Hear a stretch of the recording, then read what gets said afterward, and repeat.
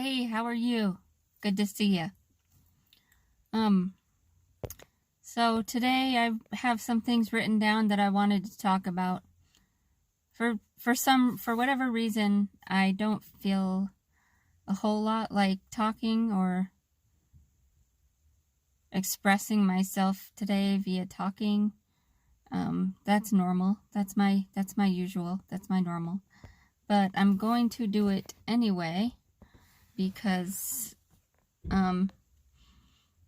that's the whole point of my vlog, is to just express my truth and to show kind of my thought process, and not only the things I struggle with, but how I just deal with different things on the daily. So I'm just going to talk through my social inhibition today, and we'll see how this goes.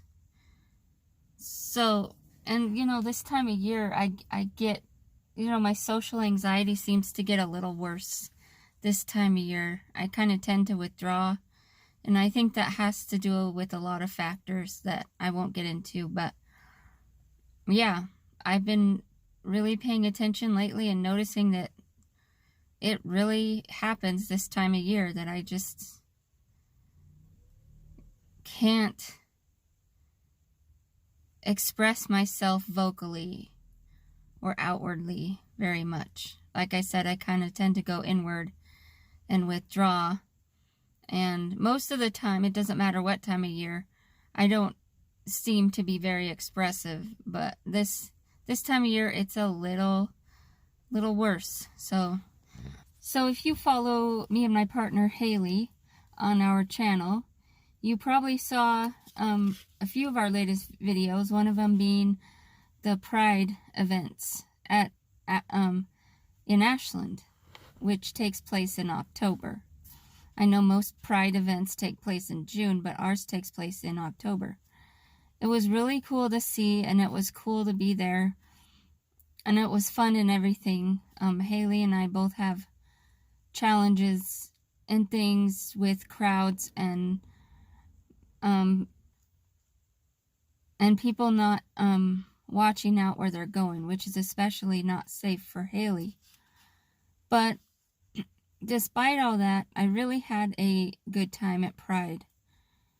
And I was thinking to myself afterward that, number one, I'm proud of us. We did it.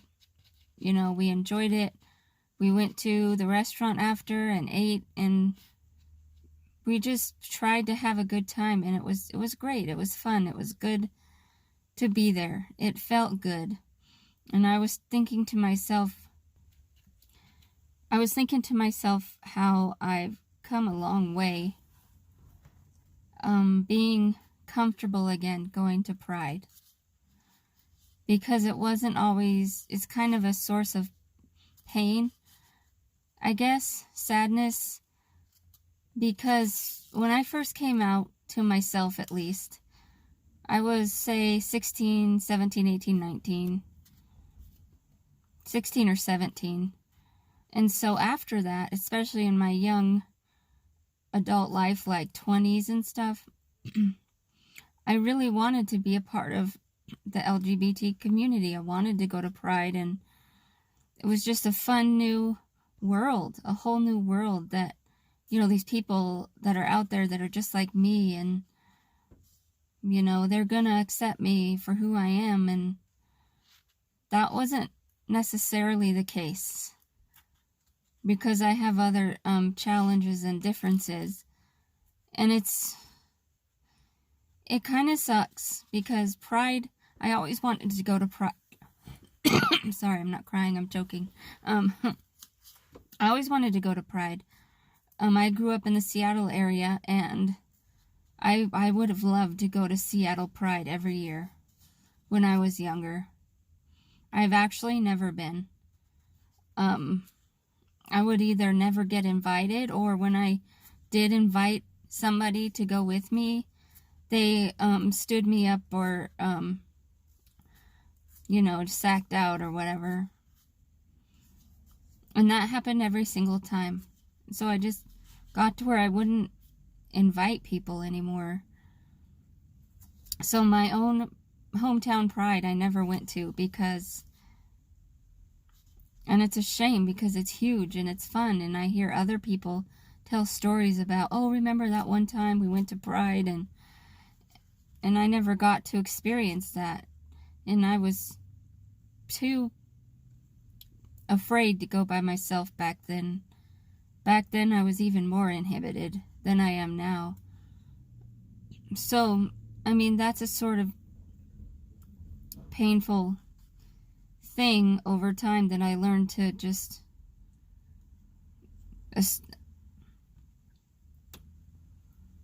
I associated sadness and isolation with pride, with LGBT pride, which isn't cool.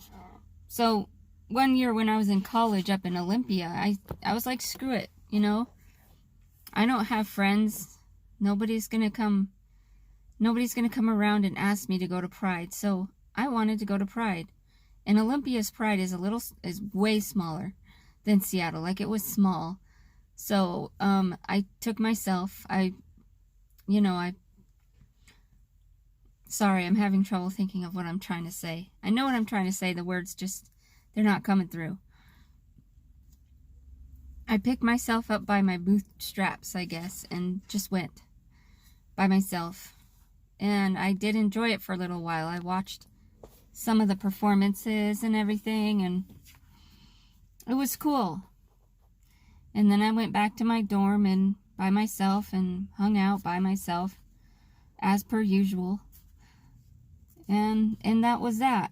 But there was always a sense of sadness when it came to going to Pride.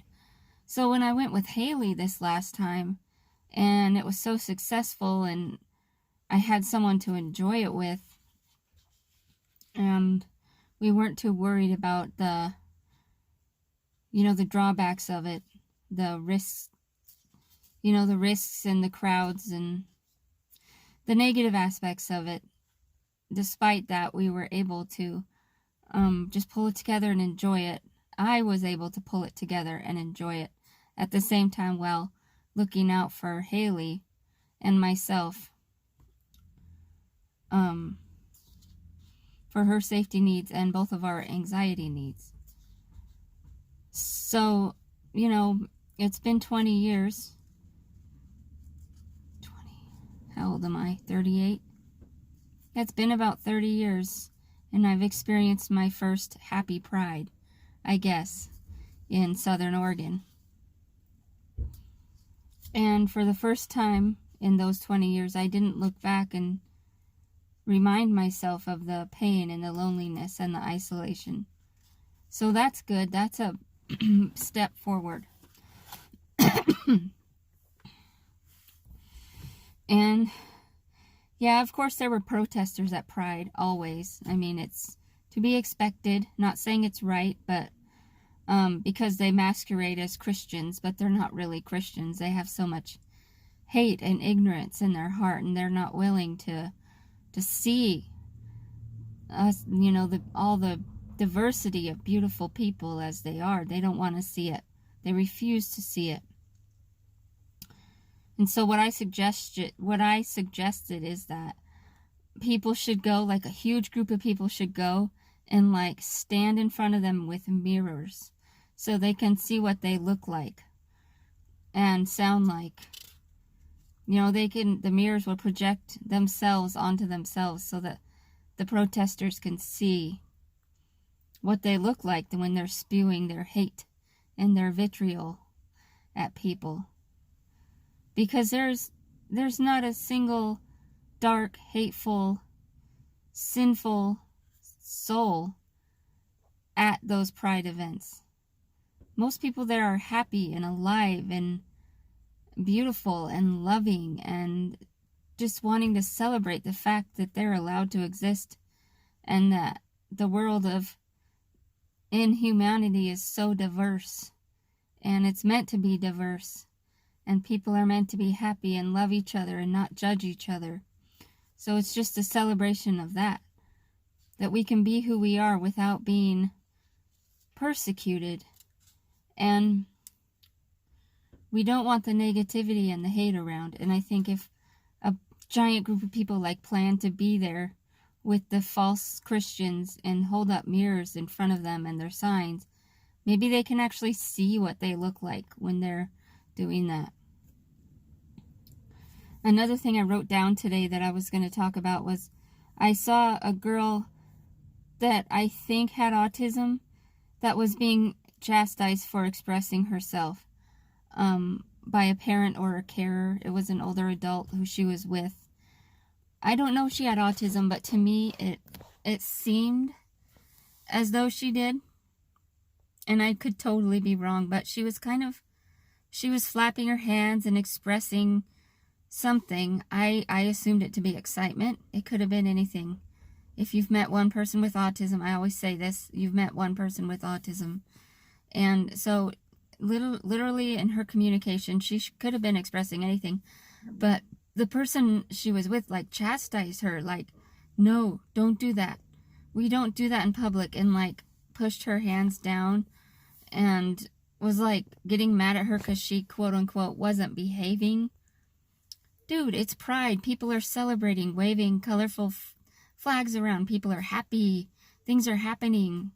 Let her celebrate. Let her express herself the way she wants to. And I just didn't think that was right. Now, it could be that I don't know what I wasn't there. I'm not in their situation. I don't know them. But from what I saw, it looked like she was being prohibited from expressing herself in her own unique way. And that's sad.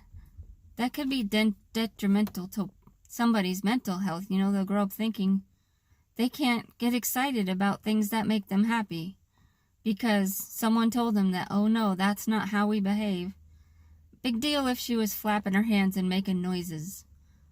That's how she communicates that she's excited. That's how she expresses that she's happy or whatever emotion she was trying to express. So that's one thing that kind of, I didn't like that as well. And the final thing I wrote down to talk about was, and this is a good segue into my face. I've been wanting to talk about my face on a vlog for a while now, but I just haven't gotten around to it. Yes, my face. Whatever this has to do with, my autism, neurodiversity, / whatever. My facial expressions are different. And my tone of voice and cadence and sound, etc., things like that are different. As well as other people who have autism or are neurodivergent, I think have similar things. But the reason why I want to talk about this is because through my 38 years of observation, being a quiet, introverted person who observes a lot, through observation of people's reactions of me, I think that my face turns people off, or it offends them. I think I accidentally mean mug people sometimes, and I don't mean to. Or my voice will come out sounding, my tone of voice will be wrong for what I intended, for the expression that I intended, because people will just like react strangely, like, it could be anything, like, oh, look, that tree over there is yellow and that fence is brown, and it could be any random thing, and they'll be like, and they'll either have a snarky response or a mean response or a very confused look on their face, like, okay, Angie, why did you just, or they'll have a rebuttal to something I said. And it's just like, it's the opposite, or a confusing reaction to what I think I expressed, what I think I said, It could be coming from a happy place, a happy, positive attitude or mood, and then the person would respond with something that indicated that I was nasty or mean or rude or mean-mugging or anything like that. And I'm trying to make this make sense. Like I said, I'm not feeling very talkative today, but I'm pushing through it. But yeah, so my face is kind of, I mean, not always. Sometimes I'm expressive, but I feel like my face is always like, how do I want to say? Numb. Like, my facial expressions don't match how I'm really feeling all the time. Like, most of the time. My facial expressions don't match my feeling on the inside. And my tone of voice, my verbal expression doesn't always match my intended message, so to speak. So that's just one thing to keep in mind with people on the spectrum, or people who are neurodivergent, or people who are just different. Don't think someone's trying to be rude or dismissive or stuck up or anything just because they're, they express themselves differently. Don't think the wrong thing. Don't think negative things of them, because, people think I'm upset when I'm not. They think I'm sad when I'm not. Sometimes they think I'm happy when I'm not. A lot of times people be like, why you're smiling? I didn't know I was smiling. I'm just focusing on something. I'm just concentrating on something. And the same goes when my expression is blank or even angry looking. I'm not trying to be angry. I'm just focused on something. I'm not trying to mean mug you. I'm just focused on something. I'm not mad at you. I'm not upset. I'm probably happy. I'm probably happy to be hanging around you or whatever, You can't judge a book by its cover. You don't know what someone's thinking or feeling. No matter what. Everybody expresses themselves differently. Some people have way different ways of expressing themselves. And that's okay. As long as it's not obviously violent or, hurtful. As long as it's not purposely hurtful. It's okay to express yourself how you were wired to do, how you were born to do. It's okay. And I think, my face puts people off just because my expressions don't always come through. I have like a flat effect, as they say. I'm sure some people will be like, no, you don't. I've seen you smile.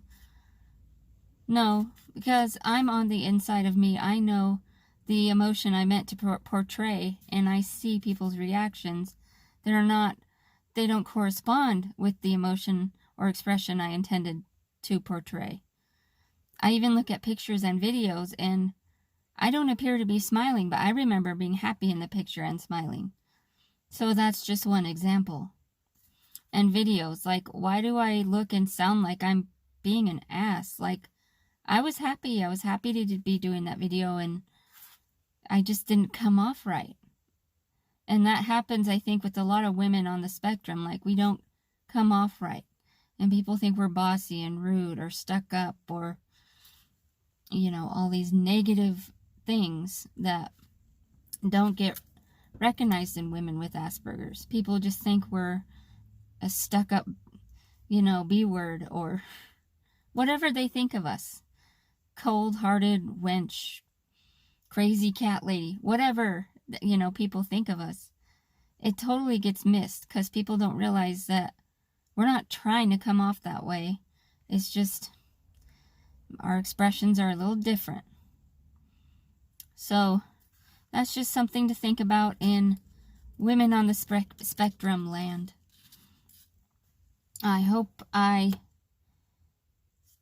know I'm not sounding like I wanted to for this vlog, like at all. Like, I had this whole vision in my head, and like I said, I don't feel like talking too much today, but I needed to do this vlog anyway, and I needed to push through because, I don't know, I think it would be interesting for people to just see how my thought process works. So, yeah, I think that's going to be it for today. I wish you all well. Leave happiness and positivity in the comments below. Don't forget to subscribe to Angie and Haley Present and click like and watch some of our videos. We talk about our life as a lesbian interabled couple, and there's lots of different types of content on our channel. We joke around, we laugh, we try different foods. We interview people as well. On the more serious side of things, we interview people who have had challenges in love and life. Yeah. So it appears we've lost a significant amount of subscribers after our Sunday Night Live vlog, and I know that happens. Like, the subscribers, like, the numbers fluctuate on YouTube, but to have so many in one night, I hope we didn't say anything that offended anybody, and if we did, we hope, you know, that person or people would, you know, talk to us, and so we can work it out, because we never want to hurt anybody or offend anybody at all. Like, that's never our intentions. So let us know in the comments, you know, if we've said something that didn't set right with you. So that is Angie and Haley Present, and Haley also has her own YouTube channel separate of Angie and Haley Present, just like I have this one separate of Angie and Haley Present. And it's just to provide a space for humor, comedy, support, understanding, and community and camaraderie. And I thank you so much for watching. Have a great day. Love you all. Bye.